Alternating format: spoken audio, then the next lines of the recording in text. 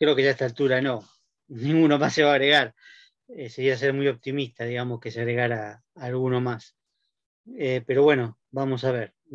Si esto, digamos, lo que yo adelanté un poquito en el mail último se concreta, bueno, por ahí sería una buena razón para continuar, porque en principio, como no nos han dado todavía fecha de parcial, Ujú. ni lugar, o sea, ni fecha, ni hora, ni lugar por ahora. No sé si a vos estás en otra materia, no sé si te habrán dado ya. Me dieron solamente, me dijo el profesor de filosofía, el 20 de mayo, pero no sabe si virtual o presencial, porque no le dijeron nada. Y recién el viernes tengo con él, así que ahí voy a saber más o menos qué onda. Ah, bárbaro. También de Monte de Oca, ¿no? Lógicamente, porque Sí, sí. estás virtual con él también, claro. Bueno, sí, estamos en la misma situación. La idea nuestra era tomar el viernes que viene, o sea, el 29 de abril, Ujú. tomar virtual. Por ahora esa es la idea que tenemos nosotros. Por el Sí. recurso tarea del campus, como hemos hecho siempre estos 2 años. Ujú. Esa es un poco nuestra idea. Si es posible, incluso los dos parciales también. Vamos a ver. Pero por ahora tratar de tomar este primero. El recurso tarea, no sé si vos lo usaste ya de alguna manera. No, no lo usé nunca. Eso Es, te iba a preguntar cómo era. es muy sencillo, pero de todas maneras yo puedo dejar una pequeña prueba para hacer. Eh, Dale. por ejemplo, Sí. para este viernes o para... Sí, para este viernes por ahí, pero para cualquier otro día. Pero digamos que vos entrás a donde está nuestra comisión, 14312, que es Sí. abajo de todo, y abajo de todo lo que va a salir es una actividad con un nombre determinado. Puede ser actividad número 1, pregunta número 1, prueba, puede ser, pero puedo poner prueba, y el parcial sería parcial 1 o primer parcial, algo va a salir ahí, Ujú. ¿no? Como si fuera cualquier cosa de las que están ahí listadas. Ok. Entonces, le haces clic ahí y te Ujú. baja, en algún momento te baja un Word con la pregunta, o si es el parcial, bueno, con 2 o 3 preguntas. Ok. Completás el Word, digamos, escribís el Word, Sí. te conviene guardarlo en la computadora por la duda, ¿no? Ujú. Lo guardás con un nombre X, con tu nombre y qué sé yo, los datos para no perderlo, y vas a ver que hay un lugar para subirlo. Ahí mismo de Ok. donde lo bajaste, hay un lugar para subirlo. Entonces vos lo subís, y a mí me llega eso. Me llega Ujú. un mail de aviso y además en el campus me va a figurar los que entregaron. Sea vos o los dos junto con Fabio o algún otro que se quiera sumar, porque yo les mando los Ujú. mails a todos y cualquiera tiene derecho a hacerlo si quiere. Sí. Eh, y entonces, bueno, duraría 3 horas. Por supuesto es a libro abierto porque vas a estar en tu casa tranquilamente, digamos, 3 horas, Ah, sí. por ejemplo, de 21 a 24 o de 20 a 23 para hacerlo, no sé, eso lo podemos arreglar. Si somos tan pocos, lo podemos arreglar. Y entonces tendrías esas Te tres aviso horas por si las dudas. para, Que, para subirlo. ok. Una vez que pasa el tiempo, ya no lo puedes subir. Entonces se vence, Ujú. digamos, el tiempo. Entonces yo lo Sí. corrijo y a su vez lo subo corregido de nuevo a ese lugar. Te va a llegar un aviso de que yo lo corregí y ahí vas a tener las correcciones, la nota o lo que fuera. Pero para practicar podemos hacer una prueba y yo este viernes Dale. te dejo una prueba y te aviso Dale. a todos Ujú. que hay una prueba para que lo practiquen. A ver si sale, digamos, y no tienen problema. En general, casi nadie ha tenido problemas. El tema es que como es justo ese día, y bueno, son 3 horas, si por ahí se te corta la conexión o tenés algún problema de la computadora, bueno, obviamente puedes sí tener un problema, pero yo estoy atento, digamos, no es que Sí. me borro, sino que me podés avisar, estoy teniendo un problema, no tengo Ujú. conexión, o no lo puedo subir, o pasa algo, y en ese caso, bueno, arreglamos para otro día. Ok. La idea sería, Y ojalá que una duda. Sí, sí, decime. Yo ese día tengo curso hasta las 9. En realidad termino a ponerle 8:30 porque tengo una clase antes. ¿Esto sería, tendríamos que estar también en el Zoom? ¿O No, es no, no, no. como yo lo hago, pero no todo con ustedes? Claro, vos decís el viernes Es 29. como si fuese un trabajo. Claro, sí. Claro, no, eso es un trabajo que haces vos en tu casa. Ah, ok. No Listo. estamos en Zoom ni nada. Te digo, lo pongo a la hora que te convenga. O sea, si te conviene descansar un poquito Sí, más sí. después de la clase, lo pongo a las 21 o lo que sea. Y siempre que sean 3 horas, 3 horas 15, Sí, sí. como para que tengas tiempo de hacerlo. Igual sobraría tiempo, porque serán 2 o 3 Sí, creo que preguntas, sí. no mucho más que Ok. eso. ¿Y Eh, el tema es lo que estuvimos viendo? Hasta ahora De... sí, Saussure. Ahora vamos a ver un poco de Bakhtin. Y el martes Ujú. que viene podemos terminar o redondear con Bakhtin, y quizás puede haber una pregunta de Bakhtin. Pero eso lo confirmamos recién el martes, según cómo vienen las Ujú. cosas.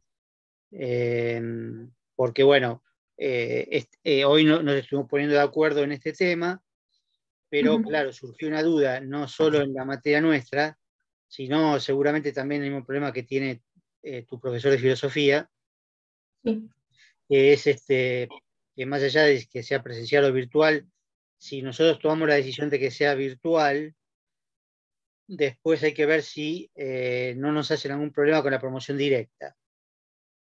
Ujú. Esto sería un problema que no querríamos tener, más que nada por ustedes. Por ahí podemos llegar Claro, a algún sí, tipo sí. de solución. Capaz que este parcial lo hacemos virtual y el próximo, el segundo, presencial.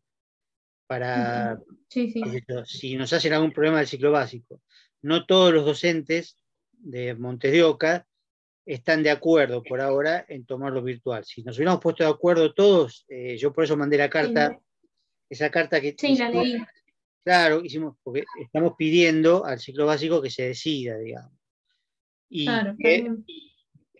y que de hecho permita tomar virtual con promoción directa, porque los años Ujú. anteriores eran virtuales, pero había final obligatorio, por el tema de que, bueno, tienen miedo de que la gente, que los alumnos se copien y ese tipo de cosas Claro. un poco absurdas, ¿no? Pero bueno, entonces no se llamaban parciales, se llamaban evaluaciones formativas y Ujú. había que aprobarlas para ir al final obligatorio. Lo que nosotros queremos es que tengan el derecho que tienen todos los otros alumnos de tener Claro, la promoción directa otra vez, porque ustedes no tienen la culpa de que haya tenido que ser este cuatrimestre virtual nuevamente. claro. O sea que esa es un poco lo que estamos evaluando. Habíamos decidido ya hacerlo, pero claro, puede ser que justo la semana que viene el ciclo básico decida la fecha, ya que te dijeron 20 de mayo, puede ser que a nosotros también nos digan alguna fecha similar, y entonces en ese caso, bueno, tendríamos que ver qué posibilidades hay, si podemos no hacerlo, etc. Ujú. Pero ojalá se dé esta posibilidad, porque es mucho más cómodo, obviamente, para vos, para los alumnos en general es mucho más cómodo hacerlo en la casa, y no tener que ir en cualquier momento, porque seguramente te van a decir 20 de mayo en tal lado a tal hora y vas a tener que ir. Y eso Sí, es, la verdad que es un bajón. Eso es horrible sí. lo que están haciendo. Pero Sí, a bueno, mí el profesor de filosofía no sabía si era virtual o no y como que pensaba que no promocionabas la materia, que ibas a final porque no le dijeron nada, pero a mí cuando me mandaron el mail avisándome que era virtual, me dijeron que promocionaba, pero que los exámenes eran presenciales, que te asignaban una sede en algún momento, claro. pero Sí, después no sí, nos sí. dijeron nada más, como que todos los profesores me están diciendo que es virtual, así que no sé. Porque estamos tratando de cambiar esta situación. O sea, Claro. originalmente es como Sí, vos sí, está decís. bien.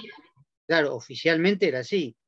Pero el tema Ujú. es, tanto para ustedes como para nosotros, que después de todas maneras nosotros nos podemos arreglar porque somos muchos, y por ahí si alguno no puede ir, bueno, otro lo cubre. Mm. Eh, a veces en los finales pasa así, digamos, qué sé yo, si uno no puede ir, bueno, porque todos damos clases en otros lugares y tenemos otros trabajos. Entonces no nos pueden mandar a cualquier lugar, porque es un derecho nuestro, digamos, que si damos clase en determinado horario, no nos pueden cambiar el horario porque no está previsto. Pero el problema es para ustedes, porque si te dicen de ir a, no sé, a la sede de Drago, como Sí. pasa en algunos lugares ya determinado la sede de Drago, o cualquier otra, o Lugano otra vez, como nos pasó con los finales. Nos mandan a Lugano, no sé, un jueves a las 9 de la mañana. Y bueno, capaz que no podés ir.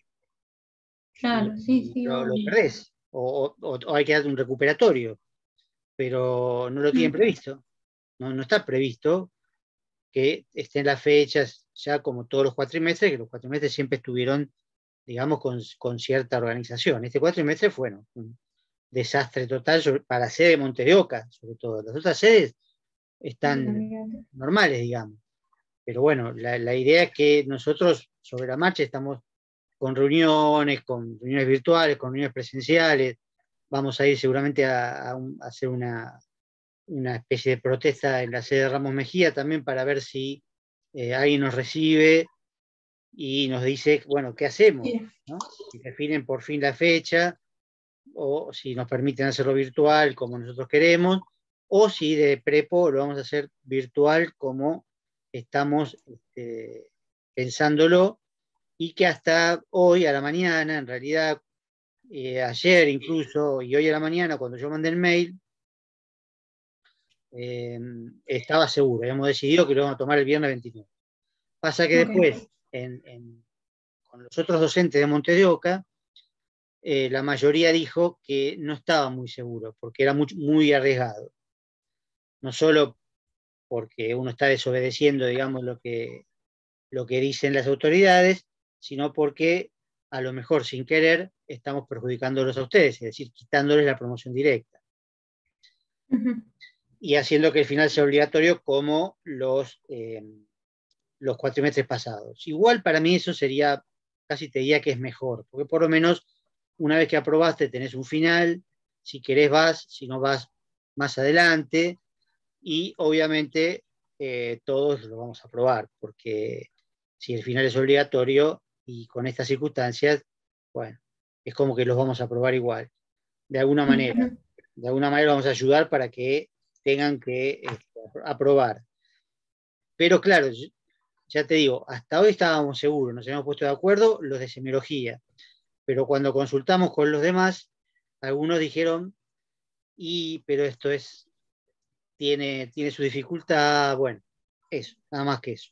Así que yo hago esto, el viernes igual dejo la prueba para simplemente bajás el archivo, escribís algo, yo pongo una pregunta cualquiera, así, digamos, una especie de actividad, escribís 4 renglones, lo subís antes del horario, a ver si te resulta fácil, y entonces ya estás lista para hacer el virtual cuando sea el momento.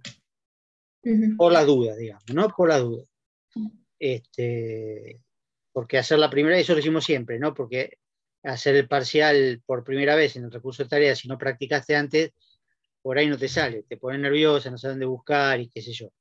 Listo, igual estoy pendiente, no es por Zoom, pero yo de esta manera estoy pendiente de cualquier mensaje que me quieran mandar durante el transcurso del parcial. Así que no es que me borro ni nada por el estilo, estoy pendiente de eso. Bueno, retomemos entonces un poquito lo que estábamos viendo en la última clase, que era muy importante, que tenía que ver sobre todo con la arbitrariedad, que es la relación entre significante y significado, principalmente el signo lingüístico, es arbitraria, es decir, inmotivada, no tiene motivo o razón de ser. Cualquier significante podría estar unido a cualquier significado, y cualquier significado podría estar unido a cualquier significante, casi por una especie de azar, ¿no? Que en realidad se refiere a la historia, a la historia del hecho de que la lengua siempre fue igual desde que existe y seguirá siéndolo hasta que cambie. Pero nada más que eso. Es decir, la unión, el significante y significado, es necesaria para que el signo funcione. Pero en realidad es muy débil porque es arbitraria. No tiene ningún tipo de razón de ser. La O no tiene ninguna relación con el concepto de masculino. La A no tiene ninguna relación con el concepto de femenino. Podría ser cualquier otro, como fue antes y como será más adelante. La S puede ser, digamos, es en castellano significante para plural, pero podría ser cualquier otra cosa. No hay ninguna razón. Vos ves una S y si no sabes que es castellano, no sabes si es plural o si es otra cosa, en otro idioma, en otra lengua, o si es una marca en la pared, digamos, o un sonido, en realidad tiene que ver con un sonido, con la huella acústica de la S, o la huella acústica de la o de la A, etc. Y así con todos los elementos que son los signos. ¿Sí? Es decir, son convencionales en el sentido de que son producto de una especie de acuerdo tácito, es decir, un acuerdo virtual, pero no real, por supuesto, porque no nos pusimos de acuerdo en que sea así. Nadie nos preguntó. Aprendimos la lengua de manera pasiva, tal como viene de generaciones anteriores.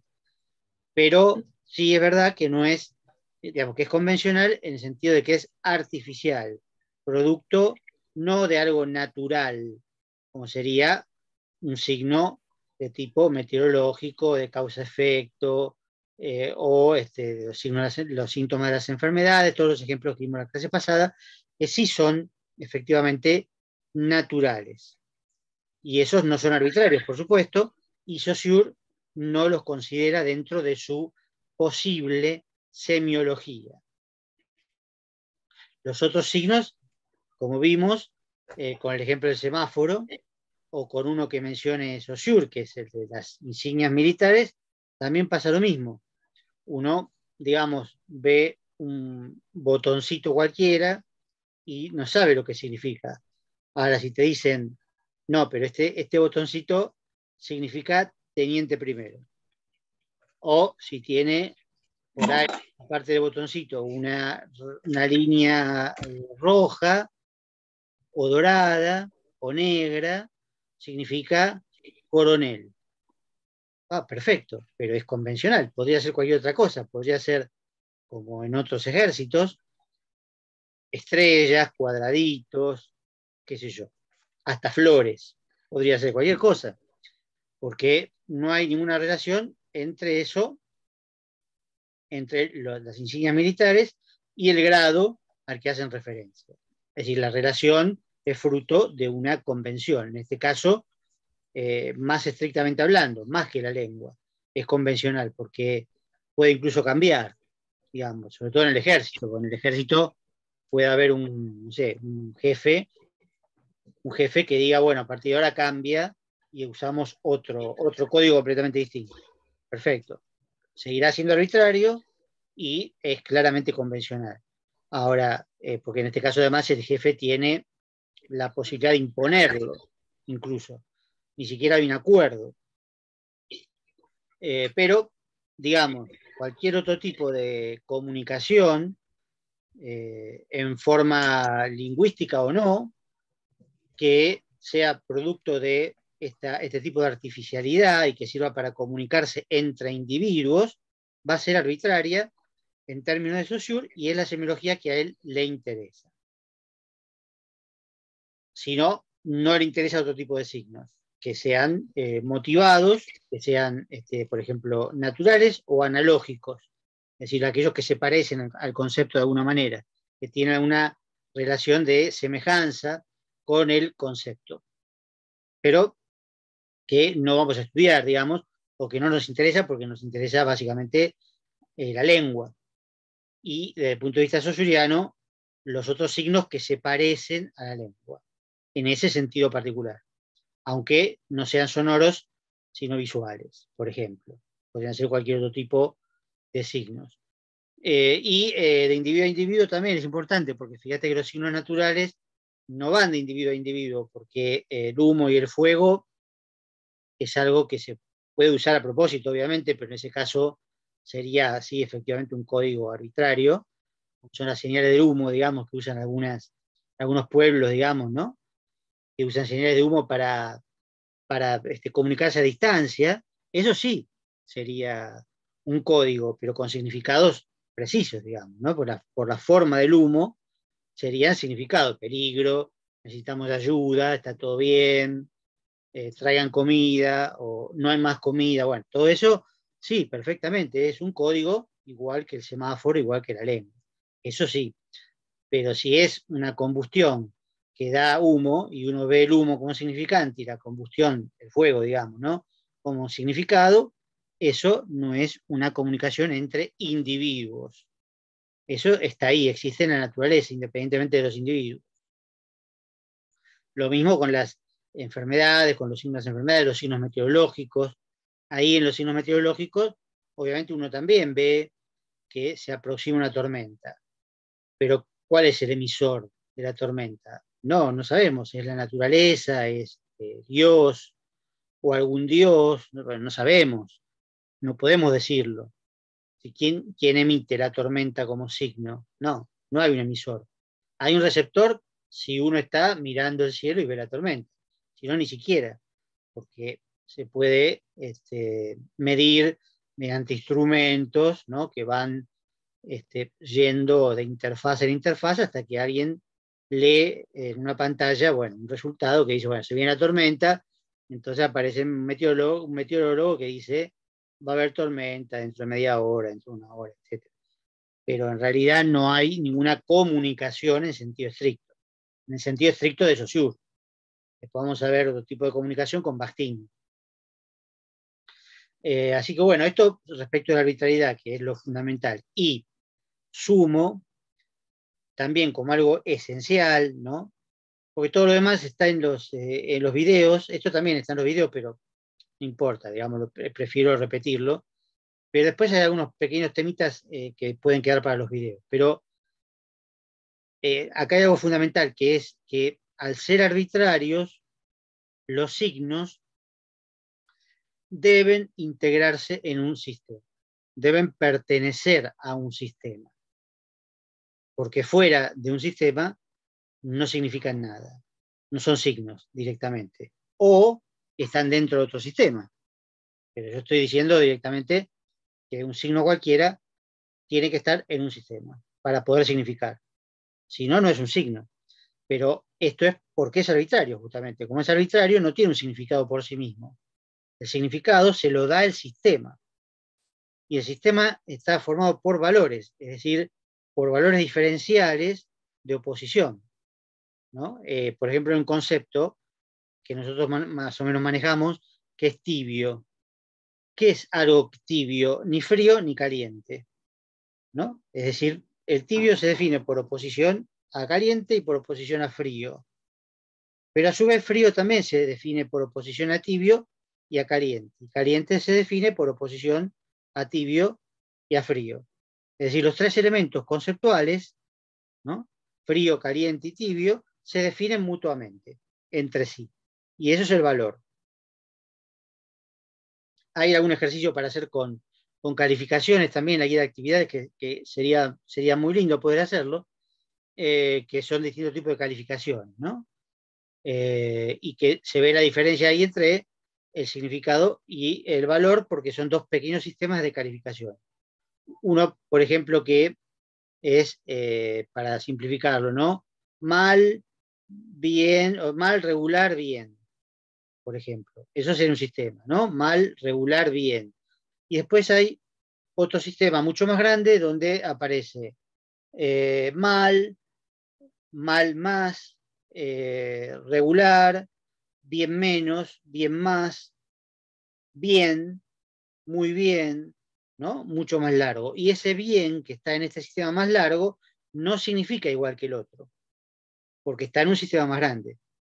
Si uno tuviera que traducirlo a números, por ejemplo, podría numerar del 1 al 10, ¿no? Y el otro, y darle distintos números al que tiene el mal, bien y irregular.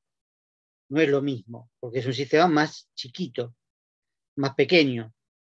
Y el significado de bien depende del sistema en el cual está. Y esto funciona para todo, porque incluso dentro de un sintagma, dentro de una oración, muchas veces el significado de un signo o una palabra, en este caso cuando está ya emitido, que pertenece al habla, pero se puede usar como ejemplo, también depende de los signos que lo rodean, igual que en todo el sistema. Por ejemplo, la palabra banco, ¿no? El banco en castellano significa varias cosas, ¿no? La institución bancaria, ¿no? Financiera, etc. Banco es un mueble también es un accidente geográfico, digamos, un banco de arena, ¿no? En un río, un banco de arena hace que los barcos tienen que eludirlo porque si no pueden quedar encallados en el banco. Son distintos significados. Entonces, ¿cómo elijo el significado correcto en una oración? Si la oración es, me senté en el banco de la plaza, ya sé que me refiero al mueble, pero gracias a toda la oración. Si digo, fui al banco a cobrar un cheque, bueno, ya sé que es el banco como institución financiera. Es decir, que fíjate que hay banco, ¿sí? El significado de banco depende de los signos que lo rodean. Las palabras que lo rodean en este caso, porque serían frases que yo estoy diciendo en voz alta. Entonces, el hecho de que cada signo y cada elemento, sea del significado, sea del significante, se define por contraposición a los demás, eso es lo que constituye un sistema de diferencia. Por eso cuando dijimos la otra vez, en la otra clase, que la lengua es un sistema de signos, es correcto, pero como los signos están formados solamente por diferencias, o principalmente por diferencias, en realidad la lengua es un sistema de diferencias. Diferencias significativas, ¿sí? Es decir, que permiten la significación. No hay significación, repito, fuera de un sistema determinado, sea la lengua o sea un semáforo. O cualquiera de los otros ejemplos que vimos la otra vez, las camisetas de fútbol, los uniformes militares, bueno, lo que sea, ¿no? Los signos siempre están dentro de un sistema y se definen por ese sistema en particular. Por eso, además, es absurdo, de todas maneras, sería contradictorio pensar un sistema de un solo signo. No hay sistema de un solo signo tampoco, porque no sería un sistema. Un sistema tiene que tener más de un elemento para ser un sistema. Pero sí puede un sistema de dos elementos. El semáforo tiene tres, pero se puede pensar en un semáforo de dos, hay algunos semáforos de dos luces nada más, y más fácil todavía, una luz que se prende y se apaga puede significar algo, particularmente. Como dijimos, la luz roja, por ejemplo, ¿no? Una luz roja en un laboratorio o en un estudio de filmación, cuando está apagada, significa que no se está filmando, se puede entrar tranquilamente. Cuando está roja, no se puede entrar. Y es la misma luz, pero prendida o apagada. ¿Sí? Es lo mismo que ver la luz de una casa, digamos, en la oscuridad, o medio de la oscuridad, medio de la noche, digo, si está prendida la luz, uno puede decir, bueno, pero hay gente adentro. ¿Sí? Si está apagada, uno dice, bueno, no hay gente, o ya se fueron a dormir. ¿Sí? Y es la misma luz que se prende y se apaga. ¿Sí? Pero son dos signos, prendida y apagada. Significa lo que significa, hay que verlo, eso no importa. Pero como ejemplo, digo, ¿no? O sea, el sistema más sencillo es ese, una luz que se prende y se apaga. ¿Sí? Son dos signos. No es un solo signo, sino dos. Y podemos así pensar con cualquier cosa, digamos, un signo con la mano también se puede hacer, ¿no? Un signo con la mano cerrada y la mano abierta, también son dos.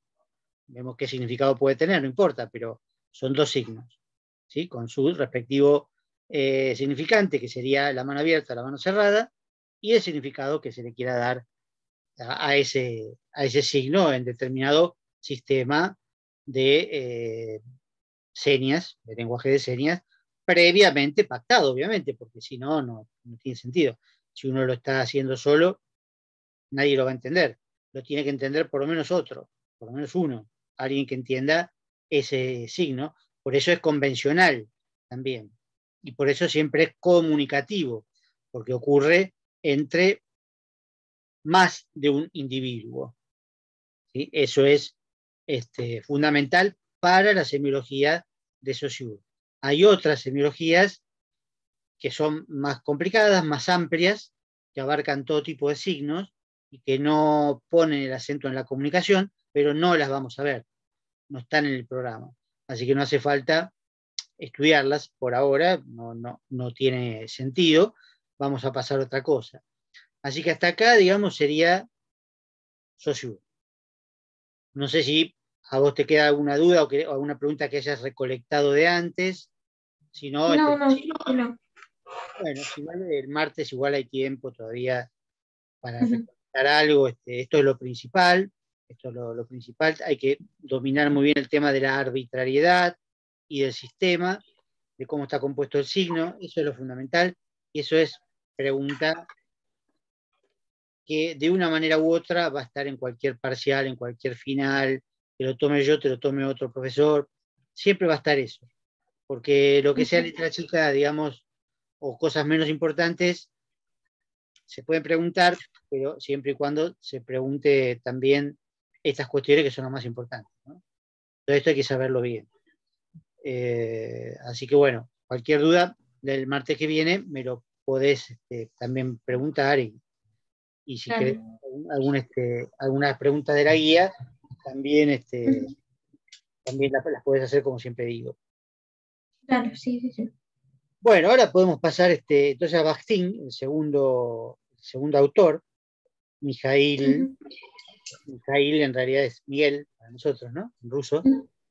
Mijail Bakhtin, que era justamente un teórico ruso que se dedicó más que nada a la estética, a los estudios culturales, a la literatura, con un gran libro sobre Dostoyevsky, otro libro sobre la cultura popular de la Edad Media y el Renacimiento.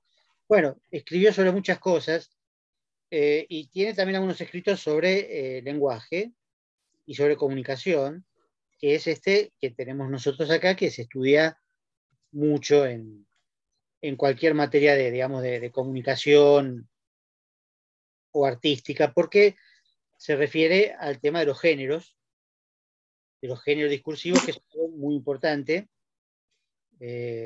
para estudiar cualquier tipo de arte, pero también cualquier tipo de comunicación real.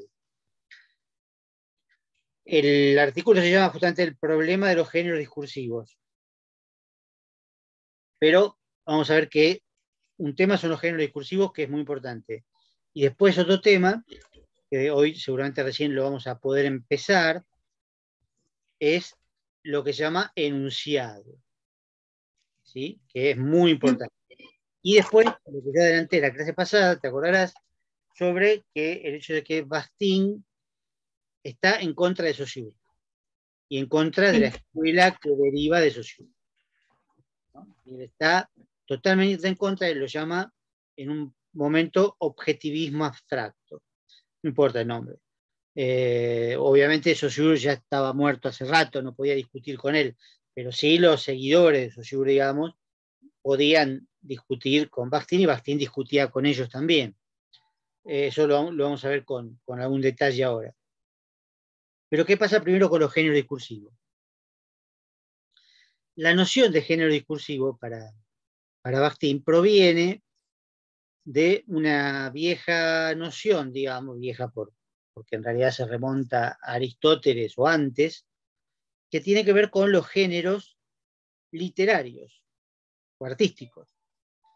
Espera que voy a bajar mi celular porque está sonando cada rato y por ahí te molesta. Ahí está. Eh, los géneros literarios clásicos, por ejemplo en Aristóteles, eran la épica, la lírica y el drama, ¿no? O sea, la épica tenía que ver con las epopeyas, ¿no? Con los grandes relatos, aunque estuvieran en verso, como la Ilíada, la Odisea, ¿no? Las grandes epopeyas de la antigüedad. La lírica con lo que vendría a ser la poesía, ¿no? Hasta el día de hoy se habla de lírica. Y el drama, bueno, era en ese momento comedia o tragedia, ¿no? Se representaban en la antigua Grecia tragedias y comedias, muy pocas sobrevivieron hasta esta época, pero existen. Se pueden leer, se pueden estudiar, se pueden incluso hasta presenciar a veces versiones relativamente fieles de las tragedias y las comedias. Con el tiempo estos géneros se fueron ramificando, digamos, ¿no? Las viejas epopeyas se convirtieron en novelas o en cuentos, crónicas, todo lo que tiene que ver con la narrativa. La lírica siguió siendo la poesía, por más que fue variando el tipo de poesía con el tiempo, ¿no? Poesía con métrica, con rima, después sin ninguna rima, sin ninguna métrica, bueno, como sea, pero la poesía sigue existiendo. Y el drama también sigue existiendo, aunque no sea siempre en forma de comedia o tragedia, puede ser una mezcla de ambas, como en algunas obras de Shakespeare. Perfecto, no hay problema. Esos eran los tres géneros clásicos. Después se fueron, te digo, se pueden hacer cualquier tipo de clasificaciones de los géneros, no hay una clasificación, hay muchas, y no tienen mucha importancia que la veamos ahora. Se van ramificando como si fueran un árbol, porque uno dice, por ejemplo, epopeya, ¿no? Novela, perfecto. La novela, pues, novela, sí, novela, cuento, crónica, como dije recién. A su vez, la novela se puede dividir, por ejemplo, en novela policial, novela de ciencia ficción, novela psicológica, novela de terror. La novela policial puede ser de suspenso, de intriga, novela serie negra, qué sé yo, así. Se pueden ir subdividiendo como uno quiere. Cada autor hace su propia división y no tiene mucha importancia eso para nosotros, porque no estamos estudiando específicamente clasificaciones de los géneros, pero sí el concepto de género.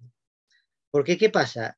Para que algo pertenezca a un género, una obra determinada pertenezca a un género, por ejemplo, sea una tragedia, tiene que tener ciertas características, obviamente, porque si no, no pertenecería a ese género. O para que algo sea un poema, tiene que tener ciertas características. Para que algo sea una narrativa, tiene que tener ciertas características.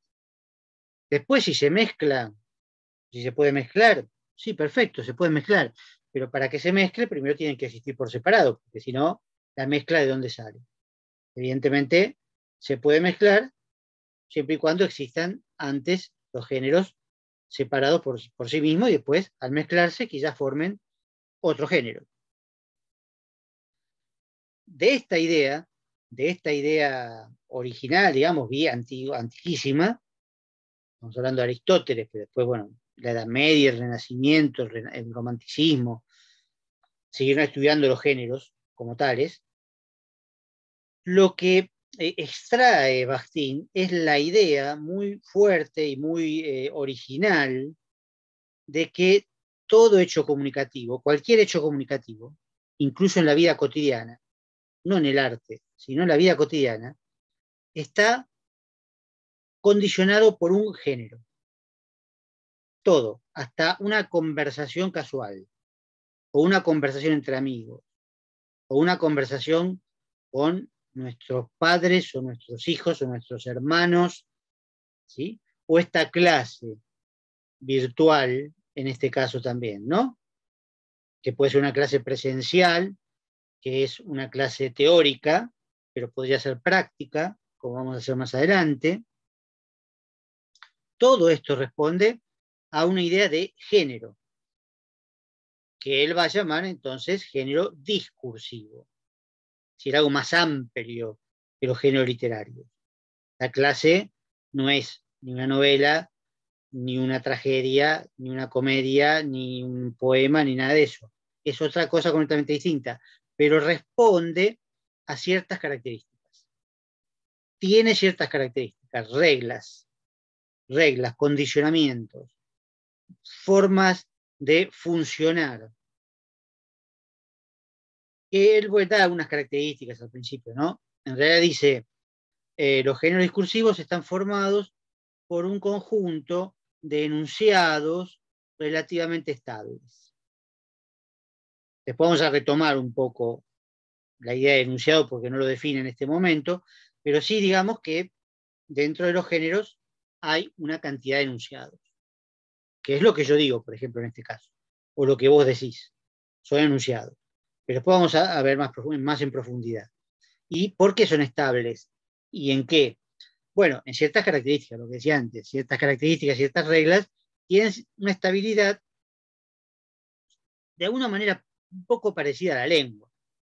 Esta comparación no le gustaría a Bakhtin, pero es parecida a la lengua. Los géneros discursivos duran mucho tiempo.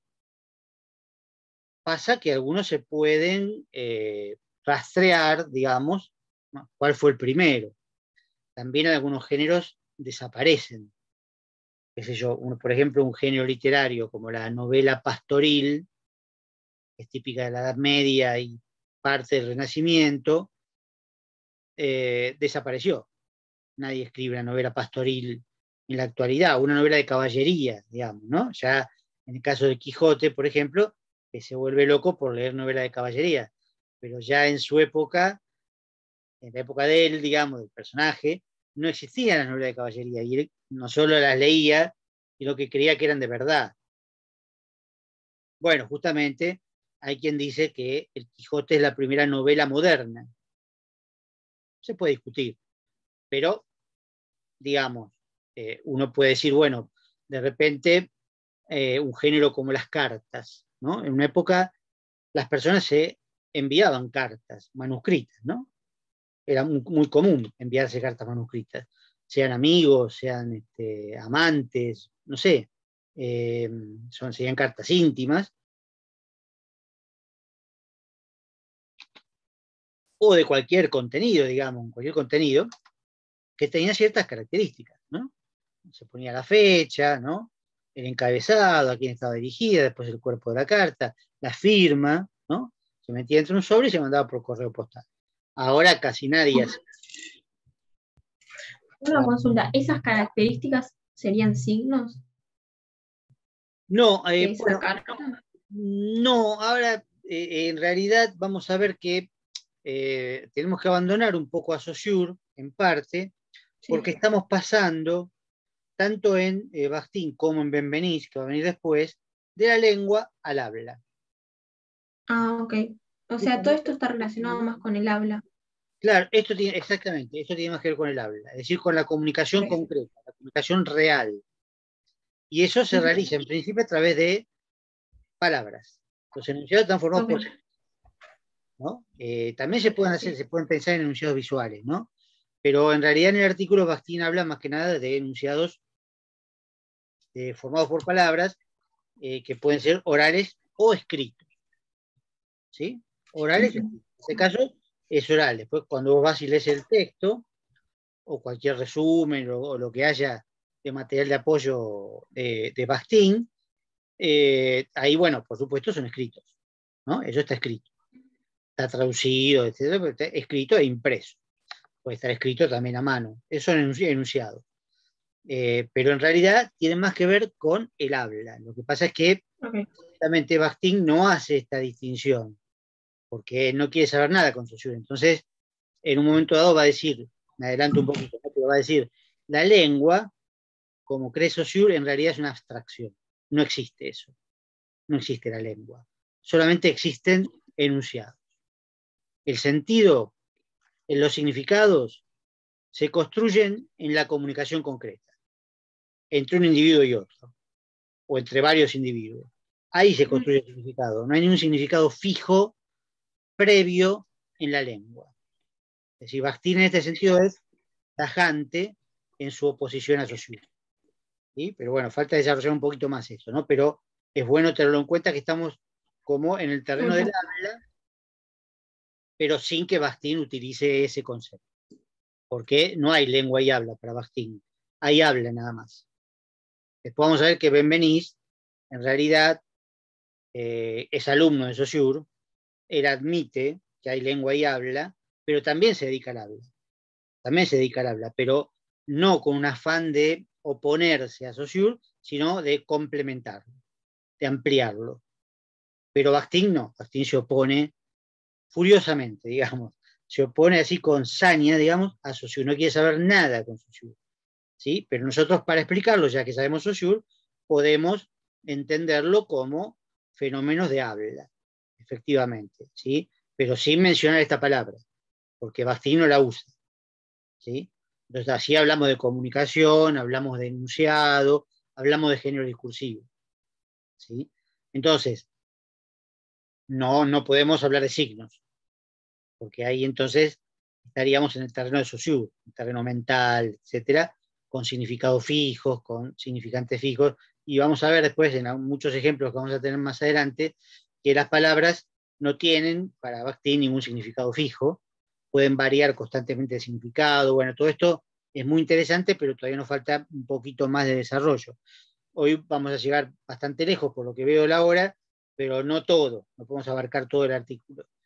Vamos por partes, digamos, ¿no? Nos quedamos un poquito en los géneros discursivos para seguir desarrollando el concepto. Y después seguimos con enunciados. Los géneros discursivos están formados por enunciados, esto es cierto.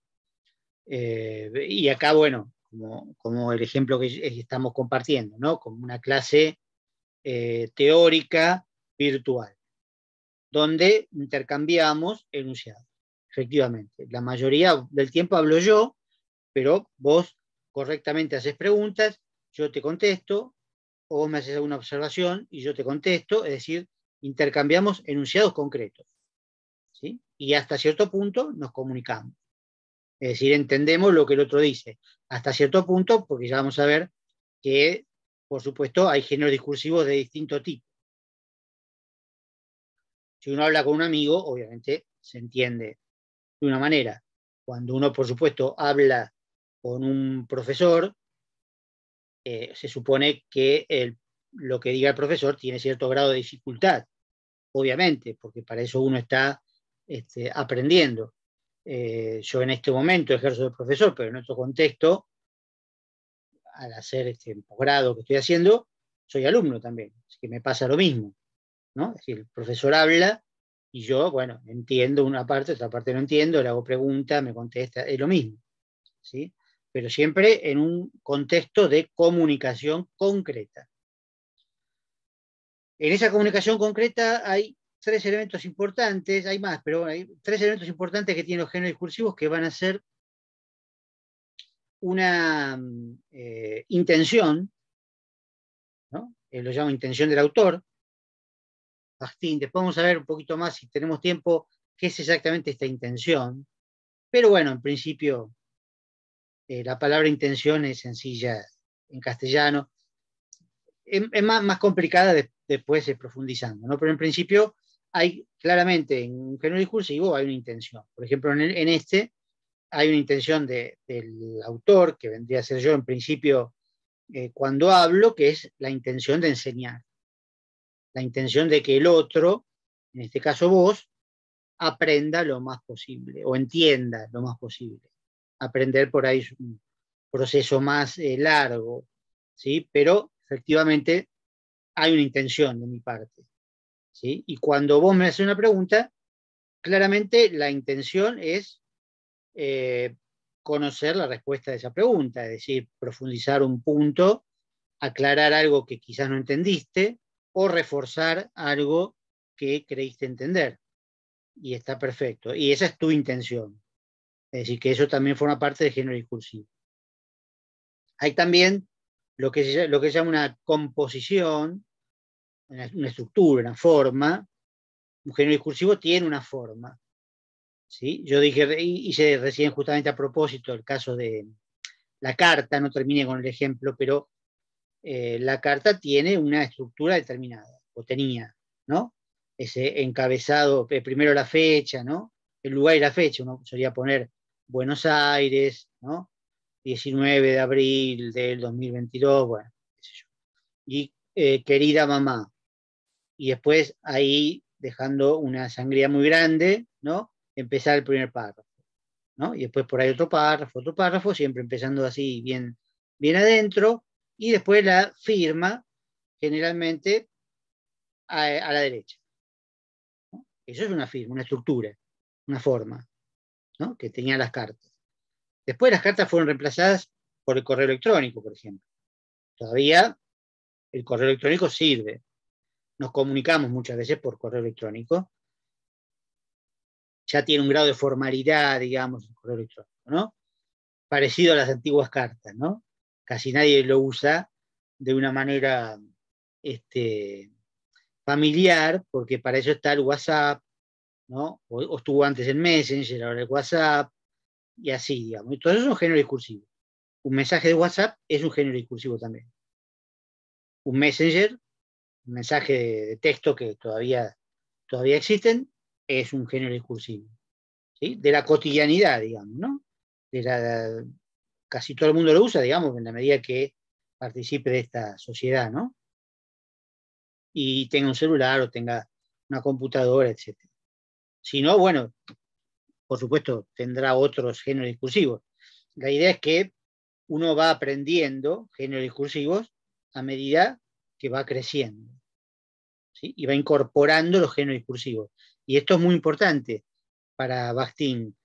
Digamos, lo que él llama lenguaje, porque no usa la palabra lengua, el lenguaje no se aprende en el aire, sino que se aprende a través de los géneros discursivos, junto con los géneros discursivos. Esto es muy interesante. Y se aprenden, bueno, primero uno puede decir, bueno, se aprenden los géneros de la cotidianidad familiar, por ejemplo, ¿no? Pues la mayoría, bueno, nacemos en una familia, quizás algunas personas no tienen esa posibilidad, pero bueno, siempre algún entorno tiene que tener el recién nacido, porque si no, lamentablemente, no es viable, ¿no? El ser humano necesita un entorno familiar de cuidado, por lo menos, ¿no? Familia, escuela, distintos grados de escuela, amigos, ¿no? Por ahí amigos del barrio, amigos, no sé, de otro país, no sé, lo que sea. Distintos grados de escuela, bueno, primaria, secundaria, universidad, trabajo, también. Personas que tienen que trabajar, otras no. Pero cuando uno trabaja, también dentro del trabajo va a aprender una serie de géneros discursivos, ¿sí? Cómo llenar una factura, cómo llenar un remito, no sé, lo que sea propio de ese trabajo en sentido discursivo, ¿no? Lo que tiene que ser una comunicación a través de enunciados. Cómo dirigirse a un jefe, cómo dirigirse a un subordinado si uno es el jefe, ¿no? Todo eso se aprende y tiene, como decía recién, una estructura, una composición, que puede parecer muy libre, pero no siempre lo es. Ahora vamos a ver el tercer elemento para no perderme, ¿no? Tenemos intención, composición o estructura y contenido temático también. O sea, los géneros discursivos tienen un tema, por lo menos, o puede tener varios temas. Por ejemplo, esta clase empezamos con Saussure, repaso de algo que ya habíamos visto, y algo nuevo que es Bakhtin. Esos son temas, ¿sí? Esos son temas. Una carta puede tener un tema. Es una solicitud de una beca, es el tema. O una renuncia, un telegrama de renuncia, ¿no? La renuncia a un trabajo, el telegrama que se llama telegrama obrero, el telegrama que es gratis, porque uno renuncia al trabajo. Bueno, renuncia, ese es el tema, ¿sí? Puede tener, repito, varios temas. Y es interesante, quiero recalcar esto, aún los géneros discursivos que nos parecen más libres, como puede ser una conversación entre amigos, es verdad, si uno lo compara, digamos, una conversación entre amigos con una clase teórica como esta, imagínate, por ejemplo, en un aula, ¿no? Donde yo estoy hablando y en lugar de haber un solo alumno, una sola alumna como vos, en este caso puede haber 30 alumnos, hay un mayor nivel de formalidad, ¿no? Es más difícil interrumpir, por ahí alguno incluso es más tímido y no interrumpe, ¿no? Y entonces yo hablo 1 hora y media, 2 horas seguidas, ¿sí? Si hay una formalidad, hay mayor distancia, hasta está más estructurado. Y además, temáticamente, no puedo irme mucho de semiología o el tema que esté viendo ese día, Saussure, Bakhtin, lo que sea. No puedo ponerme a hablar de fútbol, Por ahí puedo hacer un chiste, ¿sí? O algo de distensión, pero no corresponde que cambie de tema y deje de hablar de Bakhtin y me ponga a hablar de fútbol, de mi vida personal, no sé, de política, media hora de política. Bueno, eso no corresponde. Está fuera del género discursivo. No cumple con las reglas previstas en el género discursivo, que es una clase, con una formalidad en un entorno universitario, etc. La conversación entre amigos parece y es más libre, pero no totalmente libre. También tiene ciertas reglas. También tiene ciertas reglas. Imagínate que, bueno, hay un grupo de amigos o amigas y para que sea una conversación tienen que hablar todas o todos, ¿no?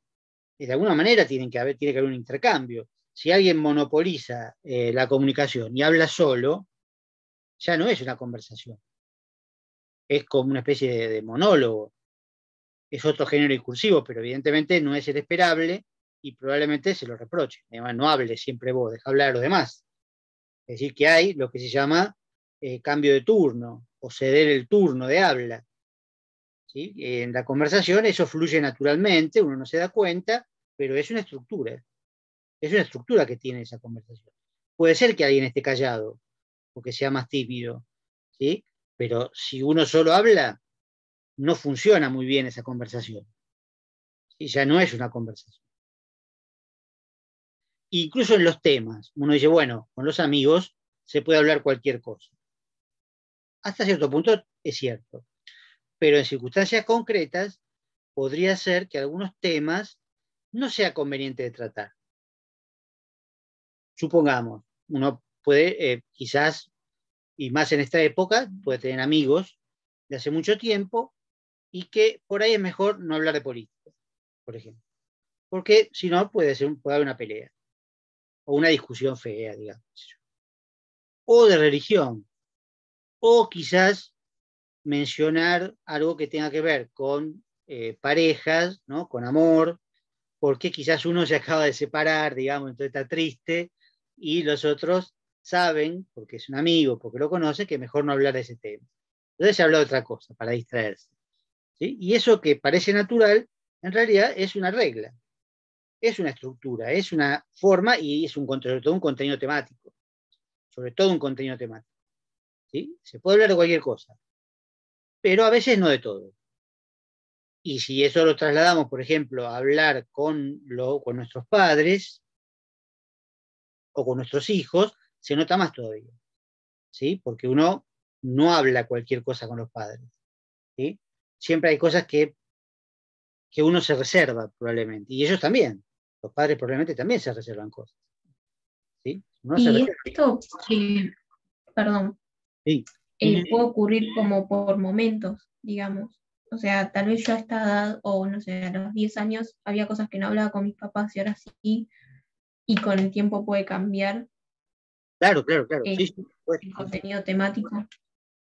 tal cual. Con el tiempo puede cambiar y puede cambiar hasta la estructura también en algún punto. Ujú, Cuando uno es chico tampoco puede interrumpir una conversación de mayores, digamos, como en claro. mi época era más difícil, ahora por ahí sí, pero hasta por ahí no más. En mi época no se interrumpía, cuando yo era chico, una conversación de mayores, uno no se metía en general, salvo que le dieran lugar. Pero por ahí sí, por ahí se podía meter. Ahora, cuando uno va creciendo, va ocupando un lugar distinto en la mesa y bueno, puede hablar quizás de igual a igual. Entonces también la estructura va cambiando, porque uno también tiene Y, turno de palabra, sí. ¿no? Otra pregunta, ¿los tres componentes me los podrías repetir, por favor? Sí, sí, sí, Que me porque mareé un poco. estuve salteando un poco. En principio podemos llamarlo intención, Ujú, composición y tema, ¿no? ok. O sea, pues intención puede ser composición o estructura y tema o contenido temático. Es lo mismo, más o menos. Está en la primera página del artículo directamente, o en la segunda. Ok. Está de entrada nomás, está explicado esto. Pero bueno, hay otra característica muy interesante de los géneros discursivos que es una pequeña clasificación que hace. Bakhtin da solamente ejemplos sueltos, no le interesa clasificarlos. Le interesa describir lo que son los géneros discursivos, cómo funcionan y, al estar formados por enunciados, qué tipo de enunciados y mejor dicho, qué es un enunciado y qué tipo de enunciados hay. Pero hace una pequeña clasificación que es importante también para entenderlo, para entender qué es un género discursivo. Los llama primarios o secundarios. Es decir, géneros discursivos primarios, géneros discursivos secundarios. Los primarios son casi todos los que estuve mencionando hasta ahora como ejemplos. Son los que tienen más que ver con la vida cotidiana. La casa, la escuela, el trabajo, los amigos, ese tipo de cosas. La carta, el WhatsApp, ¿no? Tiene que ver más con lo cotidiano. Son más informales, más sencillos, suelen ser orales, pero no es obligatorio, no todos son orales, por supuesto. WhatsApp está escrito, por supuesto. Mensaje de audio es otro, género discursivo. O sea, tengo un mensaje de WhatsApp escrito y un mensaje de WhatsApp audio, son distintos. Por eso digo, los géneros primarios generalmente son orales, pero pueden estar escritos también. Una notita cualquiera está escrita, ¿no? Una notita que uno le deja a un compañero, un amigo, qué sé yo, está escrita, o sea, no es obligatorio, no hay que confundir. Pero son más sencillos, en general, son menos elaborados. Por comparación con los géneros secundarios, que son mucho más elaborados, más complejos, y tienen lugar en esferas de la acción humana, porque Bakhtin utiliza esta expresión, ¿no? Esferas de la práctica o de la acción humana, que son los que mencionamos antes, ¿no? Digamos, la esfera familiar, la esfera laboral, la esfera escolar,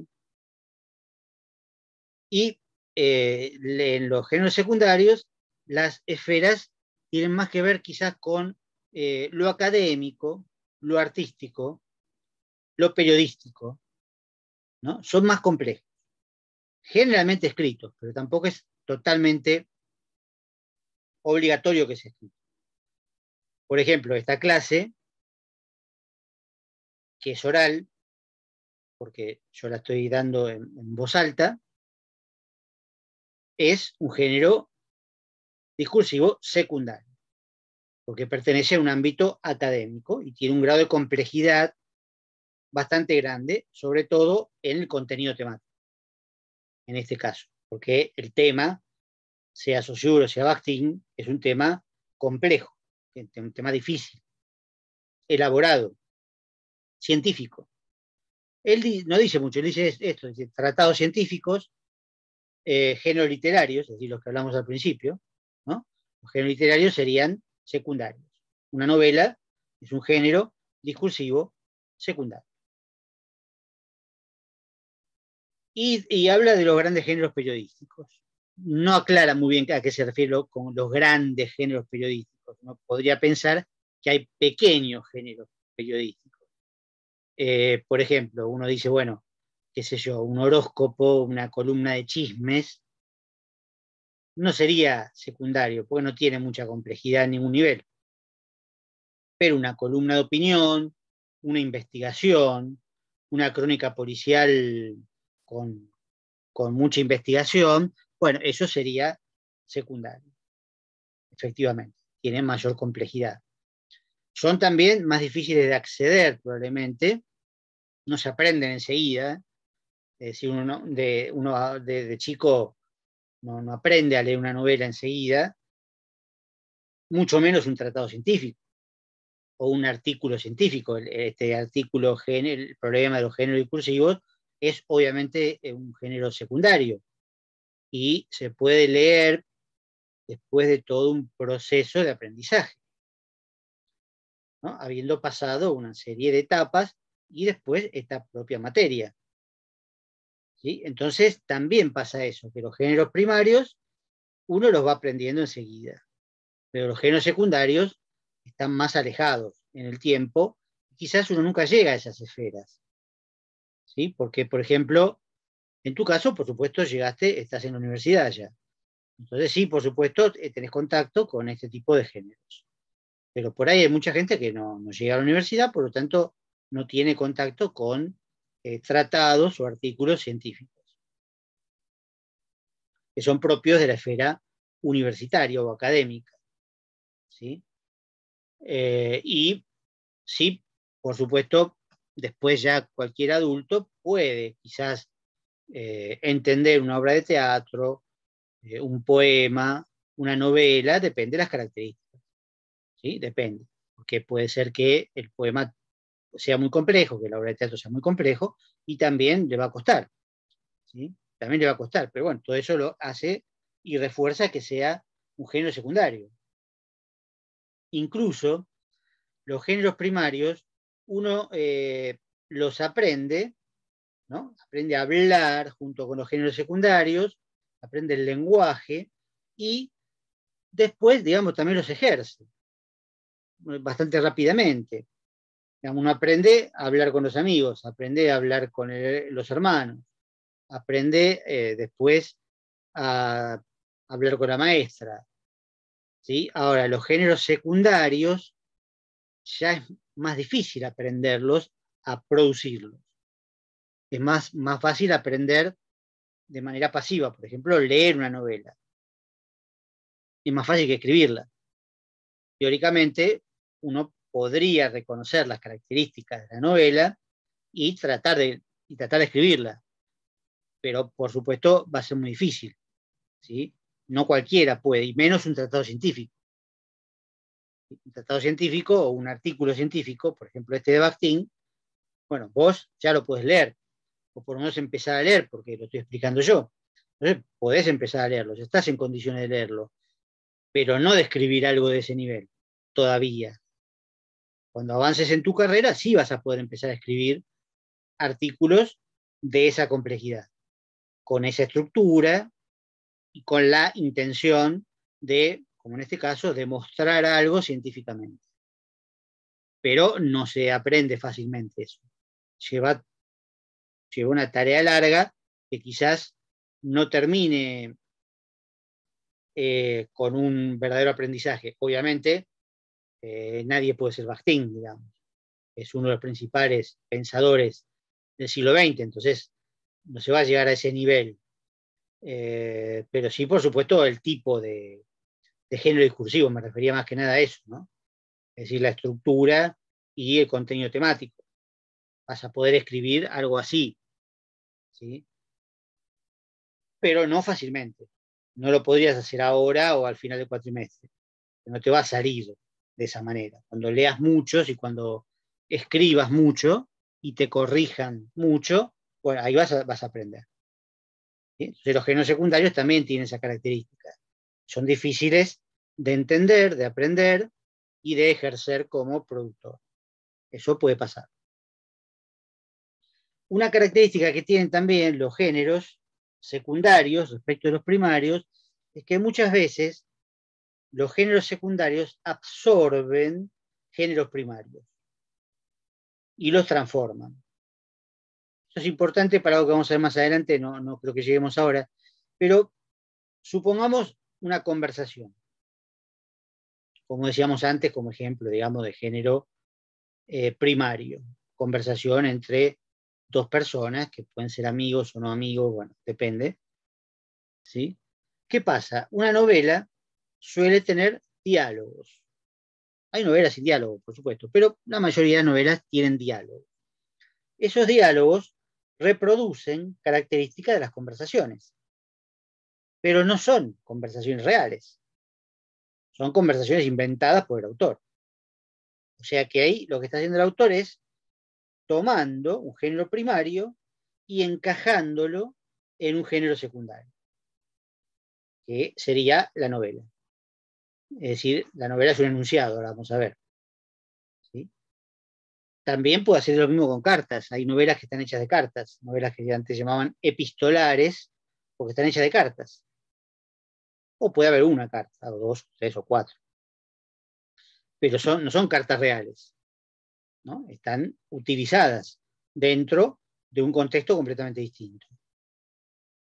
También en una crónica periodística uno puede absorber testimonios, rumores, ¿no? Todos géneros primarios, y ponerlos en la crónica periodística.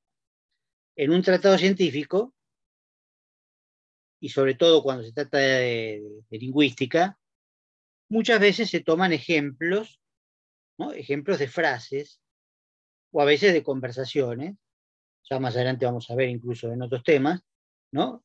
Frases que pueden ser producidas en la vida real, en la vida cotidiana, que serían géneros primarios, pero utilizadas como género secundario, dentro del género secundario, si lo absorbe, pero se transforma, ya deja de ser esa conversación que fue real, pero ya no lo es, está dentro de una novela.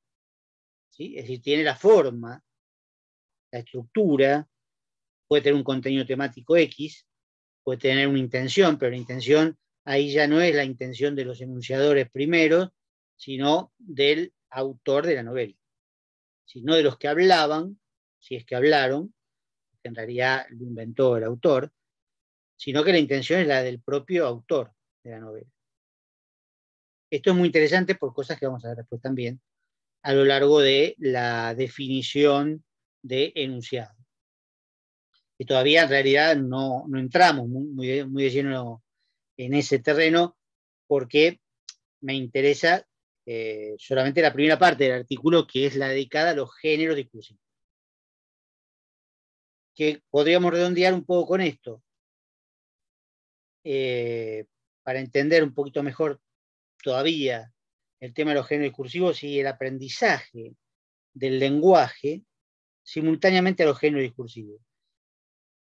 Pasa muchas veces que uno aprende una lengua extranjera, ¿no? Una lengua que no es la propia, materna, como el castellano, sino que uno va a aprender inglés, francés, lo que sea. Puede ser en la escuela o puede ser en otro lugar.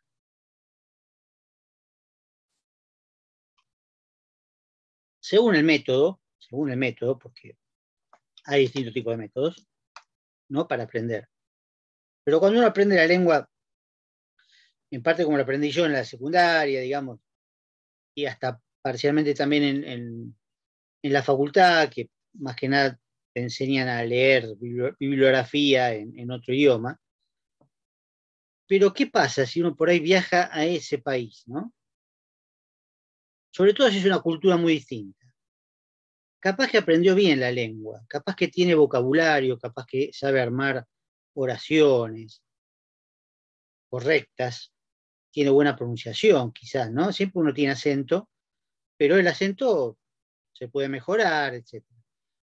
Pero es muy probable que no se pueda comunicar, que le cueste comunicarse, en sentido estricto, y comunicarse con otras personas, hablar con otras personas en situaciones reales.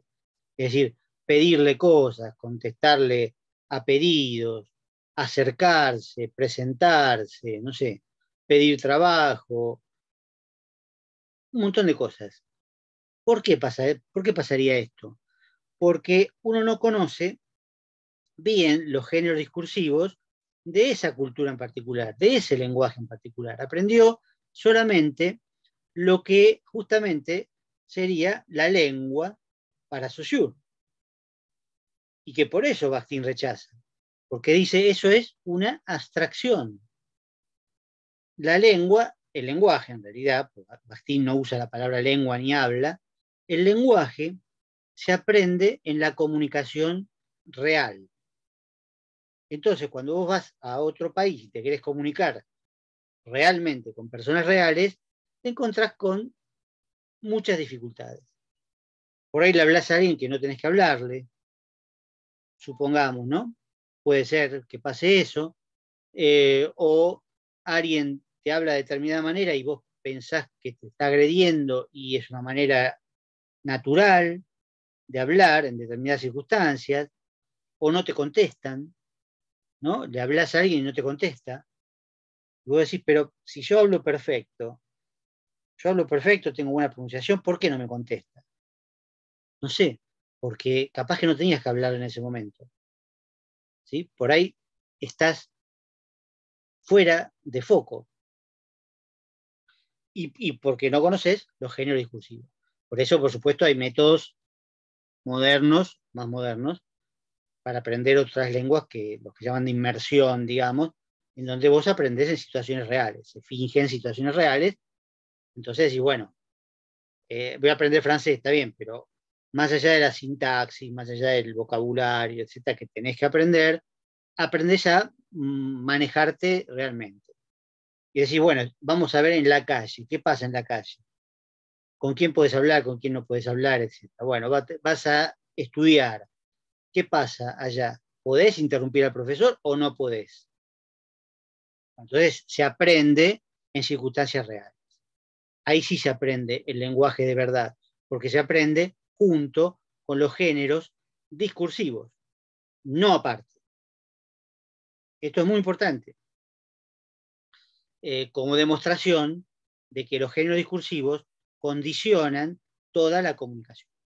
No hay una comunicación absolutamente libre, que uno se comunica como quiere y cuando quiere, ¿sí? Sino que se comunica con determinados condicionamientos, que son los géneros discursivos, ¿sí? La intención, la composición y el tema, básicamente. Y a través de enunciados que después vamos a ver que tienen también ciertas características.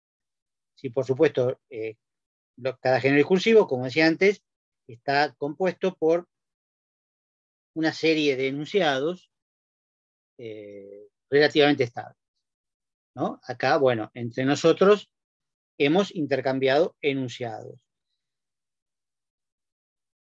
Y a partir de acá tenemos que ver algo muy importante para Bakhtin, que es, en parte nos sirve para definir enunciado, porque él en el artículo da muchas definiciones de enunciado, en distintos puntos del artículo, ¿no? Muchas definiciones de enunciado. Una muy importante depende de su comparación permanente con la oración. Para Bakhtin, la oración es una estructura potencial, algo que todavía no fue pronunciado. En este sentido, uno podría decir, siempre teniendo en cuenta que a Bakhtin no le agrada la comparación, pero uno podría decir que la oración pertenece a la lengua y el enunciado al habla. ¿Sí? Eso podría ser. El enunciado realiza una oración, supuestamente previa, ¿sí? Pero, claro, ahí vamos a ver que tienen características completamente distintas. ¿Sí? Hay que hacer incluso un cuadrito, ¿no? Cuando lo leas el artículo, intenta hacer un cuadro de las diferencias entre la oración y el enunciado. Y ahí te va a quedar una gran definición de lo que es el enunciado. El enunciado siempre es algo perceptible, material además, porque sea oral o sea escrito, es material. La oración es inmaterial. La oración es una estructura gramatical, ¿no? Que tiene límites gramaticales. Empieza, si está escrita, ¿no? Si está escrita, tiene que empezar con mayúscula y termina con un punto. En el caso de que sea oral, entre oración y oración hay una pequeña pausa. Se nota, digamos, la diferencia entre oraciones por una pequeña pausa. Esas son características gramaticales, que además tienen que ser correctas. La oración se construye de una manera correcta, de acuerdo a la regla de la lengua, etc. El enunciado no se define gramaticalmente. El enunciado para Bakhtin es una unidad de la comunicación. ¿Sí? Esto es muy importante. No es gramatical, sino que es comunicativo. Sirve para comunicarse. Y sus límites, ya lo vamos a ver con más detalle, tienen que ver con cuándo empieza a hablar el hablante y cuándo termina. Todo eso es un enunciado. ¿Sí? Si esta clase soy solamente yo hablando, bueno, es un solo enunciado. Del principio hasta el final. Adentro hay muchas oraciones, ¿sí? Virtuales, digamos, ¿no? Son oraciones que yo las meto adentro de un gran enunciado largo que va del principio al final. Como en realidad estuvimos conversando con algunas de tus preguntas y mis respuestas, en realidad hubo varios enunciados, porque hubo enunciados tuyos también. Es decir, los límites del enunciado dependen del cambio de sujeto discursivo. Cuando cambia el que habla, cambia el enunciado. Por lo tanto, yo emití en un enunciado, vos emitiste un enunciado en forma de pregunta, yo respondí, seguí hablando, todo eso es un enunciado. Tu pregunta es un enunciado. ¿Sí? Pero hasta una novela es un enunciado. O sea, una novela de 1000 páginas, o de 200 o de 500, es un solo enunciado. Esto ya lo vamos a ver más adelante porque es más complicado. Pero hay toda una serie de características que definen la oración y el enunciado. Por ejemplo, otra característica, y la última con esta redondeamos, la oración en su existencia virtual, potencial, abstracta, es neutra. ¿Qué significa? Que no tiene ningún sentido particular, ninguna valoración, ninguna apreciación. Mientras, ¿por qué? Porque no tiene autor. La oración no tiene autor. El enunciado siempre tiene un autor. Es decir, el enunciado siempre está enunciado por alguien. El enunciado no sale de la nada. ¿Sí? La oración está en la nada, pero el enunciado sale de un autor, que después vamos a ver que se llama enunciador, pero es una palabra que no utiliza Bakhtin. Podemos decir hablante, sujeto discursivo. Es el que habla. En este caso yo. Si vos preguntás, sos vos. ¿Sí? Entonces, al tener un enunciador, ¿sí? Va a tener siempre el punto de vista en el cual se sitúa ese enunciador.